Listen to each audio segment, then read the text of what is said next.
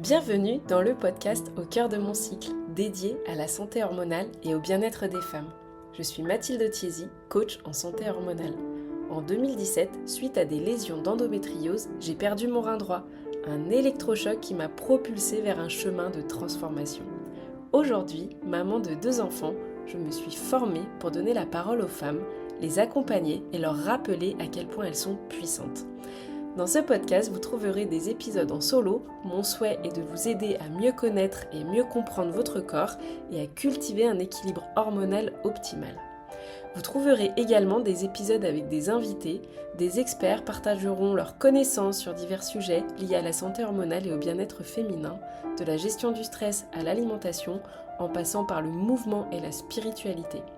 Chaque épisode vous informera, vous inspirera et vous donnera des outils concrets pour améliorer votre vie quotidienne. Restez à l'écoute pour des conversations enrichissantes, des conseils pratiques et des moments de connexion visant à illuminer votre parcours vers une vie épanouissante. N'oubliez pas de vous abonner pour ne manquer aucun épisode et rejoindre notre communauté sur Mathilde Ando Bloom. Merci d'être à mes côtés dans Au cœur de mon cycle pour explorer ensemble les merveilles et les défis de la vie féminine. Je suis ravie de vous accompagner dans ce voyage. Bonjour à toutes, je suis trop heureuse de vous retrouver pour ce nouvel épisode de Au cœur de mon cycle, un épisode en solo que j'ai appelé Apprendre à être. Pourquoi j'ai envie de vous parler de ça? Tout simplement parce que mon mois de janvier a été, comment pourrais-je dire ça? Mon mois de janvier a été intense dans le sens où, sans m'en rendre compte, mais vraiment, j'ai eu la tête dans le guidon et j'ai été dans le faire non-stop.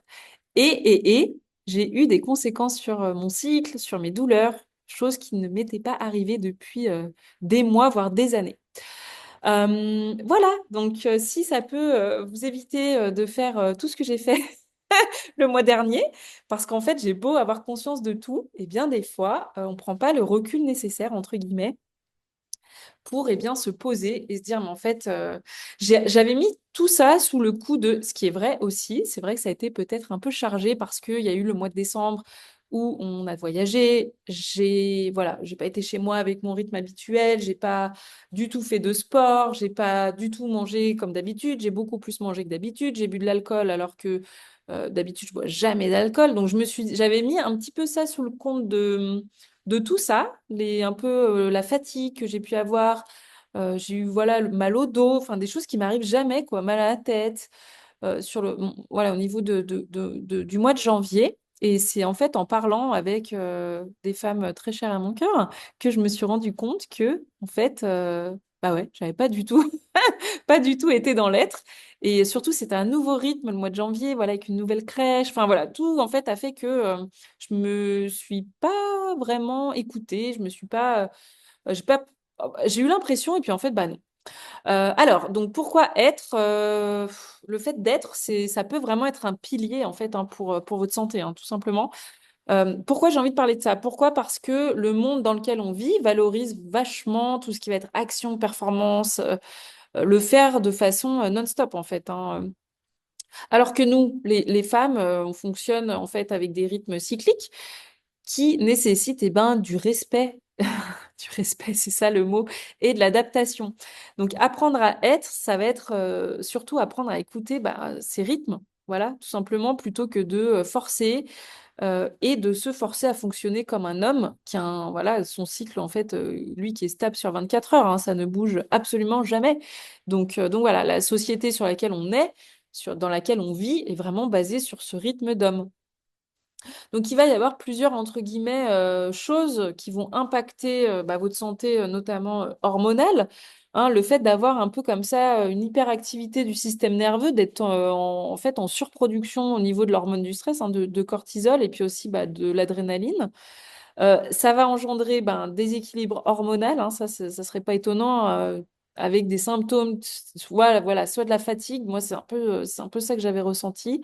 Ça peut aussi avoir comme conséquence des cycles irréguliers, un syndrome prémenstruel qui va être très fort, des troubles du sommeil, pas de libido, voilà.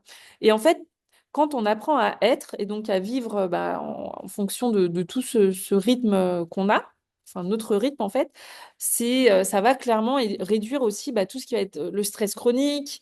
Et en fait, on va tout simplement laisser le corps bah, entre guillemets, se rééquilibrer de façon naturelle, hein.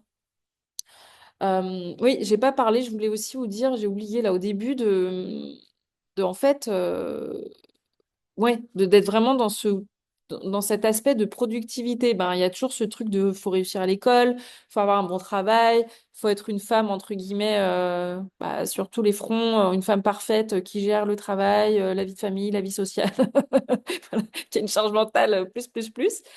Et du coup, le fait d'être dans ce bah, conditionnement, je pense que c'est le mot que je peux utiliser, hein, ça nous pousse clairement en fait à complètement mettre de côté tout ce que le corps peut nous envoyer, tous les signaux, voilà, qu'on peut avoir, type fatigue, type un cycle qui va être complètement perturbé, mais en fait, on va pas du tout y faire attention, type avoir un syndrome des ovaires polykystiques de l'endométriose, pas avoir une bonne digestion, pas être capable de bien absorber les nutriments. Tout simplement parce que, entre guillemets, le stress, il va bah, inhiber tout ça, en fait, hein, le bon fonctionnement du système digestif, de détox, enfin, tout ce qui est relié au foie. Donc, bon, ouais, c'est quand même important, quoi. Donc, le fait d'être un peu dans cette pression un peu constante, hein, dans cette hyperactivité, d'être en mode, ouais, comment pourrais-je dire, ouais, multitâche presque, ben, en fait, ça nous active le système sympathique et que normalement, on devrait pouvoir alterner entre ce mode repos, régénération, entre guillemets, donc le parasympathique, et pas toujours être en mode combat ou fuite, quoi. Ouais, il nous faut être dans ce mode un peu parasympathique pour être tout simplement capable et de pouvoir permettre en fait à nos hormones de bien fonctionner. Faut savoir qu'il va quand même avoir plusieurs conséquences, le fait d'avoir bah, le cortisol qui va bloquer notamment l'hormone de la progestérone, hein, qui va être en fait essentielle dans la seconde phase, notamment du cycle menstruel, qui va être notre hormone un petit peu apaisante. Le stress aussi, ça peut bah, entraîner tout ce qui va être résistance à l'insuline, hein, d'être toujours dans le faire, faire, faire, bah voilà, on se rend pas compte, mais ça augmente le stress de façon chronique. Et puis donc, stress chronique bah, dit aussi inflammation, hein, qui là peuvent évidemment, on va dire, aggraver bah, tout ce qui va être les douleurs liées au cycle, en fait. Donc, si on veut que nos hormones, elles puissent être bien produites, bien régulées, bah, en fait, il faut apprendre à ralentir. Il y a genre pas le choix du tout, quoi. Donc, de revenir dans son corps, de revenir à l'instant présent, de pouvoir se dire, bah, en fait, j'ai besoin d'être pour pouvoir réguler mon système nerveux, pour pouvoir réguler mes hormones, pour qu'elles fonctionnent bien comme il faut. Il faut simplement, en fait, aussi se dire que l'équilibre hormonal de façon générale, c'est simplement, en fait, bon, c'est un peu schématisé, mais entre guillemets, une bonne communication entre le cerveau et tout le reste du corps, hein. Donc, quand c'est le stress qui est bah, en fait constant, ça perturbe complètement cette communication. Et donc, ça perturbe complètement notre production hormonale. Donc, il faut savoir que, allez, je me dis, je vais être dans l'aide, ça va donc diminuer quoi? Ben, tout ce qui va être la production de cortisol, hein, surtout si elle est en mode bah, excessive, de réactiver le système parasympathique, donc qui va aider pour la digestion, qui va aider pour le sommeil, qui va aider pour régénérer les cellules. Et puis aussi, eh bien, de laisser tout simplement en fait le cycle normal de nos hormones sexuelles, donc de toutes les hormones qui sont liées au cycle menstruel. En fait, ce que j'aimerais aussi vous dire, c'est qu'il n'y a pas, moi, il y a pas vraiment, en fait, euh, comment dire, il n'y a pas besoin de faire 10 000 trucs, en fait, pour être. Moi, des fois, il me suffit juste de respirer quelques minutes de façon un peu consciente. Le fait aussi d'être, évidemment, à l'écoute de mon cycle. Le fait d'être ancré de façon, bah voilà, ancré dans le sens où j'ai mes activités ressources qui me font du bien. Aussi, pourquoi pas d'être, de voir dans quelle émotion, en fait, aussi, d'accepter ces émotions, de ne pas essayer de lutter, de se dire qu'il y a il y a des choses négatives, des choses positives. Non, en fait, il faut juste les accepter telles qu'elles sont et voilà. Donc, pour vraiment essayer au quotidien, tu vois, enfin, c'est vraiment sortir de ce pilote automatique, hein. Tout simplement, c'est d'essayer de prendre conscience des moments où on va être dans cette phase un peu de pilote automatique, et puis de se dire peut-être une fois par jour, mais en fait, comment je me sens? Est-ce que je suis en train de faire les choses pour répondre à un besoin que j'ai ou juste par automatisme? Ça, déjà, ça peut être une première piste. Après aussi, pourquoi pas créer des pauses? Voilà, se créer des pauses, tout simplement, que je sais pas, le matin, le midi, le soir, peu importe, mais de façon, en fait, enfin, une pause faite avec intention, je dirais. Et puis aussi de ne pas culpabiliser de ne rien faire. La société nous fait un peu croire quand même que ne rien faire, c'est une perte de temps et qu'on n'a pas le droit en fait, parce qu'on doit toujours, toujours, toujours faire des choses. Mais en fait, en réalité, c'est dans ces moments de pause que eh bien, nos hormones, elles vont pouvoir être équilibrées, se régénérer. Et voilà. Et en fait, c'est vraiment être, c'est-à-dire même pas être sur son téléphone, hein, même pas regarder un film ou je ne sais quoi, c'est vraiment juste ne rien faire. Ça va être, ça va être formidable. Et d'ailleurs, c'est aussi dans ces moments-là, en général, qu'on a eh ben, les idées, voilà, je sais pas, d'un point de vue business ou plus perso qui peuvent venir, quoi. Donc, euh, donc voilà. Donc c'est ça que j'avais envie de partager avec vous, c'est vraiment de se dire que le monde dans lequel on vit, ben, en fait, ouais, c'est ça, il nous pousse toujours à faire, faire, faire, ce qui nous épuise hein, d'un point de vue physique, émotionnel, qui épuise évidemment notre système nerveux, qui va donc complètement dérégler nos hormones. Donc, ça va vraiment aider, contribuer au fait d'avoir un bon équilibre hormonal. Et aussi de se dire que, en fait, il y a pas besoin de faire des trucs de fou, quoi. De simplement intégrer des pratiques, on va dire, simples de façon quotidienne, ça peut clairement, mais vraiment, favoriser tout ça. Donc là, je vous mets vraiment au défi d'essayer de prendre 5 minutes par jour, juste pour être. Voilà, être. Que ce soit juste parce que je vous ai évoqué, hein, soit le biais de la respiration, soit de se connecter à soi, soit de faire un moment tout simplement de silence.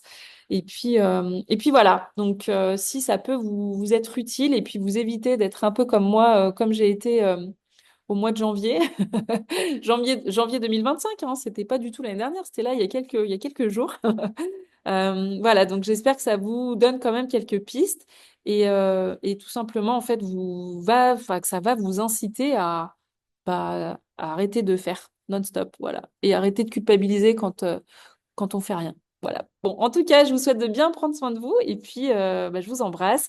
N'hésitez pas si vous avez la moindre question, comme d'habitude, j'adore échanger avec vous, donc ça sera avec grand plaisir. À très bientôt. Cet épisode est fini. Merci infiniment d'avoir rejoint cette aventure au cœur de la santé hormonale et du bien-être féminin. Ensemble, nous avons exploré les mystères et les défis de la vie féminine en mettant en lumière le pouvoir et la résilience qui résident en chacune d'entre nous. Je vous encourage à continuer à cultiver cet équilibre hormonal optimal, à écouter votre corps et à prendre soin de vous avec compassion et bienveillance. Rappelez-vous toujours que vous êtes votre meilleur allié dans ce voyage. N'hésitez pas à partager cet épisode à une femme qui pourrait être intéressée. Continuez à vous connecter avec notre communauté sur Mathilde Ando Bloom où vous trouverez des ressources supplémentaires, du soutien et des encouragements pour votre cheminement personnel.